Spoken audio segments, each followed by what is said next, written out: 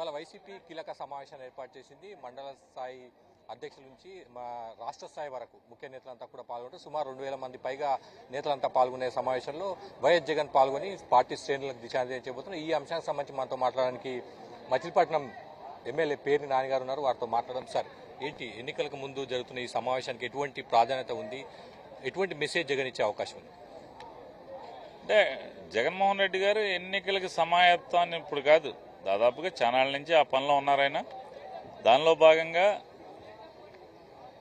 అభ్యర్థిని దాదాపుగా అభ్యర్థులందరం కూడా ఇప్పటికే ఫైనల్ చేసేయటం, వాళ్ళని ఫీల్డ్లో వదిలేయటం, అట్లాగే బూత్ కమిటీలన్నీ కూడా ఏర్పాటు చేయటం. బూత్ కమిటీలు ఏర్పాటు చేసినటువంటి ఆ బూత్ కమిటీలకి ఏమేమి చెప్పాలి, వారి బాధ్యత ఏంటి, రేపు అంటే అట్టడుగు స్థాయిలో కింద ప్రజలు ఉండేటువంటి, అంటే ఒక 70 ఏళ్లకి క్లస్టర్కి ఒక గృహసారథిని ఏర్పాటు చేశారు. ప్రతి బూత్కి అంటే దాదాపుగా 1000 ఓట్లు ఉన్నటువంటి ప్రతి పోలింగ్ బూత్కి కూడా 10 మంది కార్యకర్తలని బాధ్యతలను అప్పచెప్పారు.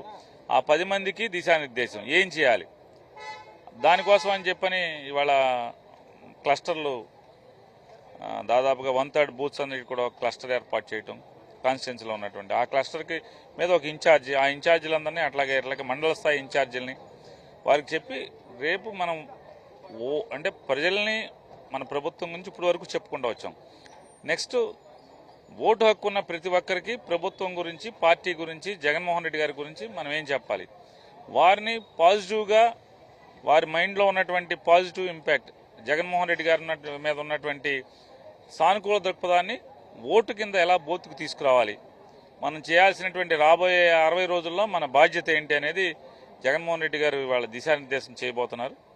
ఇక్కడ మండల స్థాయి నాయకులు కానీ, క్లస్టర్ స్థాయి నాయకులు కానీ ఇక్కడ జగన్మోహన్ రెడ్డి గారు చెప్పేటువంటి ప్రతి విలువైన మాటని కింది స్థాయిలో, గ్రామీణ స్థాయిలో, లేకపోతే మున్సిపల్ వార్డు స్థాయిలో ఆ బూత్ కమిటీ ఎవరైతే 10 మంది ఉన్నారో వారందరికీ కూడా జగన్ గారు చెప్పినటువంటి ప్రతి మాటని వారికి చేరవేయటం, అట్లాగే జగన్ గారు ఇచ్చినటువంటి దిశానిర్దేశాన్ని బూత్ స్థాయిలో ఉన్నటువంటి బూత్ కమిటీ మెంబర్లందరి చేత జగన్ గారు చెప్పినటువంటి ప్రతి మాటని వారి చేత అమలు చేయించడం, దానికోసం అని చెప్పని వాళ్ళ దిశానిర్దేశం చేయడానికి పిలవడం జరిగింది. నాన్నగారు, మీరు ఎప్పటి నుంచో ఎన్నికలకు సిద్ధంగా ఉన్నామని చెప్తున్నారు. కానీ టీడీపీ, జనసేన కూటమి ఇప్పటికే అభ్యర్థులను ప్రకటించింది.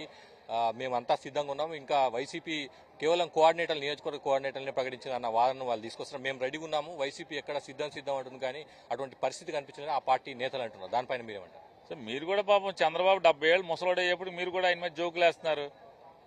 ఇంకా అతను సీట్లు ఎక్కడ ప్రకటించాడు, ఇచ్చిన సీట్లు మార్చుకోవడం సరిపోతుంది. ఇతను 94 ఇచ్చాడు, అతను ఒక 5 ఇచ్చాడు, 99 ఇచ్చినవి కూడా మార్పులు పేర్పులు జరిగిపోతున్నాయి. నువ్వు ఆగంటున్నారు. సీట్ అనౌన్స్ చేసినాడు, నిన్న మొన్న సీట్ ఇచ్చినాడు, తణుకు ఒక సీట్ ఇస్తాడు, రాజమండ్రి రూరల్ ఒక సీట్ అంటాడు, ఇప్పుడేమో తూచి అంటాడు. సీట్లు ఇంతవరకు వాళ్ళ పిల్లి మొగ్గలే, ఇంకా వాళ్ళ జెండాలు పీకేస్తున్నారు, బొమ్మలు పీకేస్తున్నారు. చంద్రబాబు బొమ్మ నిలువున చించేస్తున్నారు, పవన్ కళ్యాణ్ బొమ్మ నిలువున చించేస్తున్నారు. ఇక ఉన్న 99 సీట్లకే పిల్లి మొగ్గలేస్తున్నారు. ఇక్కడ ఆల్రెడీ జగన్మోహన్ రెడ్డి గారు 175 ఇన్ఛార్జ్ అంటే, మా పార్టీ వ్యవస్థలో ఇన్ఛార్జ్ అంటే క్యాండిడేటే. ఇప్పుడు మీ దగ్గర ఉన్నప్పుడు బీఫారం నామినేషన్ వేస్తున్నారండి. బీఫారం ఇచ్చి మీరు ఇన్ఛార్జే కదా చెప్పేది. ఇన్ఛార్జి కాకపోతే బీఫారం ఇచ్చిన రోజు అభ్యర్థి అవుతాడు నోటిఫికేషన్ వచ్చిన తర్వాత. 175 మందిని ఎప్పుడు రెడీ చేసి కూర్చున్నాడు. మీరు ఇప్పటికి ఇంకా పిల్లి మొగ్గలేస్తున్న 57 సీట్లు ఇంకా మేము ఇవ్వాలంటున్నారు. ఊరికి ఇవన్నీ కూడా నిజంగా జనం గుండెల్లో ఉండి ఈ రాష్ట్రానికి, ఈ రాష్ట్ర ప్రజల భవిష్యత్తు కోసం, భవితవ్యం కోసం ఆలోచన చేసేవాడు.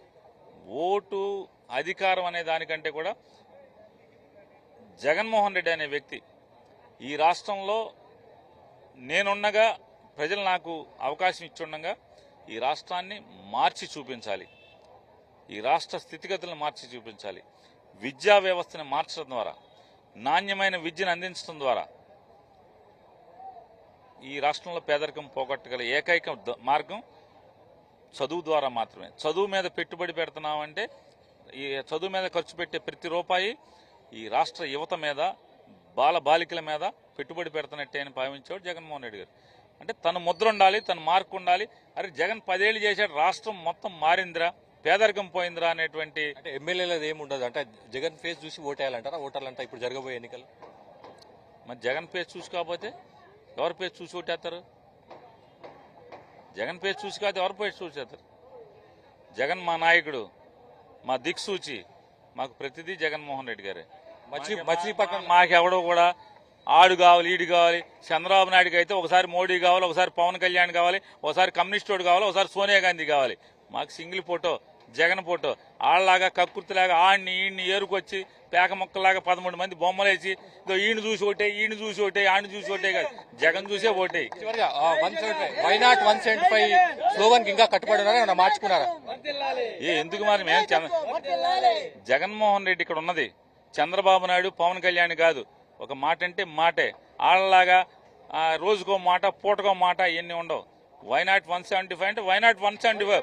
ఈ రాష్ట్రానికి ఇంత మంచి చేసి ఇంత మేలు చేసి 5 ఏళ్ళు అవకాశం ఇస్తేనే ఇంత గొప్పగా చేస్తే ఎందుకు మనకు ప్రజల గుండెల్లో మనకు ఎందుకు స్థానం ఉండదు? ఉండాలి మనకు 175 అని చెప్పి ఆ దమ్ముతో మేము వెళ్తున్నాం. ఓకే, వై నాట్ 175 కి ఇంకా కట్టుబడి ఉన్నామన్న అంశాన్ని పేరునని ప్రధానంగా ప్రస్తావిస్తున్నారు. కూటమికి సంబంధించి ఇంకా పులిముగ్గలు వేస్తున్న పరిస్థితి, ఇంకా అక్కడ ఇబ్బందులు అనేది కనిపిస్తుందన్న అంశాన్ని కూడా ప్రధానంగా ప్రస్తావిస్తున్నారు. కోడితో కలిసి రాఘవేంద్ర, ఎన్టీవీ, మంగళగిరి.